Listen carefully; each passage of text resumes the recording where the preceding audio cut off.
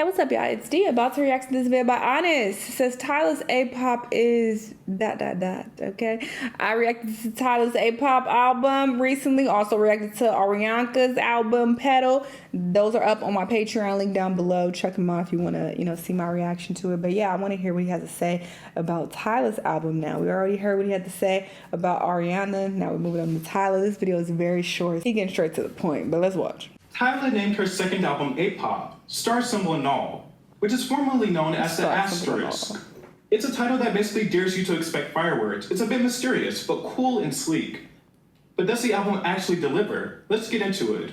There are very few artists who can say they helped change the global music conversation with a single song. Tyla can. When Water came out in 2023, it didn't just become a viral TikTok hit. It also introduced millions of listeners to piano-infused pop, earned Tyla the first ever Grammy for Best African Music Performance, and turned the Johannesburg singer into one of Africa's biggest crossover stars. Then her self-titled debut dropped in 2024. Oh, she's from Johannesburg? I don't know why, but I just assumed it would be Cape Town, but okay. I just went to Cape Town in March. And it made one thing clear. Water wasn't a fluke. The album was warm, polished, and dripping with fun, carefree, sensual energy. And it did cement her as one of the most promising new voices in pop. From there, she kept the momentum rolling, with world tours and a whole promotional victory lap. And through it all, she's been vocal about one specific mission: putting African pop on the main stage, not as a side genre or a trendy sample pack, but as one of the actual mainstays of the conversation. And going into album number 2, expectations were considerably high, certainly more than her debut. Enter A-pop, which brings us to the sequel everyone has been buzzing about. The rollout for A-pop promised something loud, words like unapologetic and global were splashed across trailers. She showed up to a listening party in full. Oh, this is what one of my patrons was talking about. They said that seeing the promo for the album had their expectations somewhere, and they got something else. So this is what they was talking about. A cosplay with the album title tattooed on temporarily, like she was about to hand us a firework of explosive pop energy. But instead of a firework, the album mostly hands us a candle instead. Not a bad candle, mind you. More like the expensive scented candles you light on a Sunday afternoon. A-pop is not a bad record. Let's get that out of the way early. But there's a real tension running through it, between the branding, which is loud, colorful, and confident, and the actual music, which spends a lot of its runtime in a calm, mid-tempo, slow-burning mood. It's less technicolor spectacular, and more tasteful lounge playlists. Multiple critics landed on the same word almost independently: restrained, and once you hear it, you can't unhear it. To be fair, restrained isn't automatically a bad thing.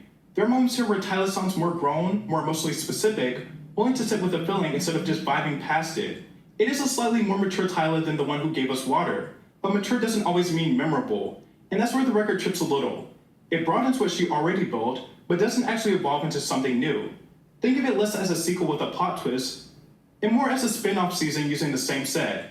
Expanding on something natural to you is never the problem. The problem is when it doesn't elevate, surpass, or evolve what you have previously done. Now let's talk about the good stuff, because there is good stuff.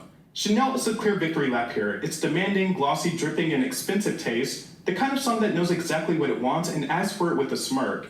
It's Tyla at her most confident. R&B and piano and pop molded together into something that finally matches the album's big talk. I Don't Care, featuring Babawa M, moves in a more defined direction. The song is about emotional detachment, but not the wounded kind. This is Tyla choosing not to explain herself to people who have already made up their minds. Its warmth keeps the attitude from becoming generic, and Babawa M adds a grounded vocal presence that fits naturally into the song's understated confidence.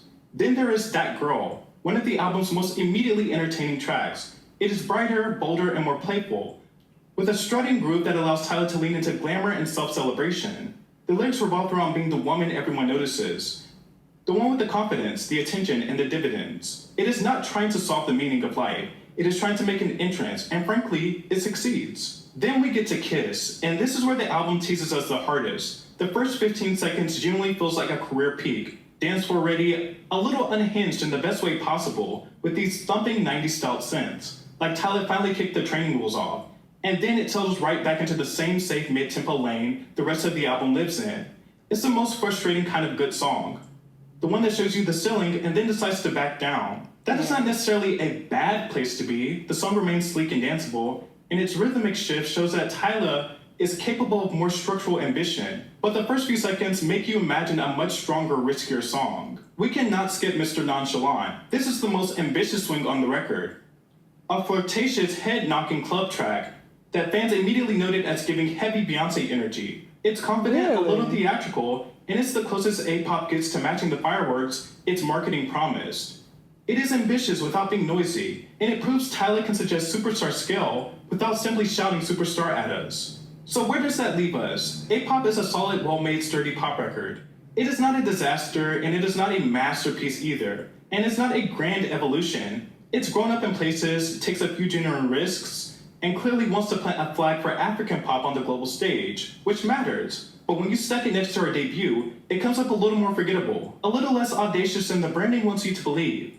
Tyla still hasn't landed upon her Good Girl Gone Bad, Sasha Fierce, Dangerous Woman, or In the Zone moment, like the branding might lead you to believe. It's not an evolution, or a dive into substantially bolder work. More like Tyla circling the same neighborhood in a nicer car. Solid, sure, but we know she's got another gear. We just didn't fully hear it this time. Interesting. Some of it I agree with, some of it not so much. But yeah, whose album would y'all say is better though? Tyla's or Ariana's? Because based on, his reviews, he likes Tyla's album better because he basically said that Ariana's was super boring. So he's saying that this isn't that bad. Like, he's saying that she could have pushed the envelope a little, more, but, he doesn't mind it overall. But Ariana's album, he just, flat out said was boring, or beige, as he put it. So interesting that he thinks Tyla's album is better. What do y'all think of the two albums? Obviously, they have very, very different sounds, but I'm just going based on the quality. Just the quality alone, the sound alone, the enjoyability alone. Which do you prefer of the two albums, since they dropped so close together? Anyway, if y'all want to hear my thoughts on both albums, link down below to the Patreon. But let me know what y'all think, and I'll see you on the next one. Bye!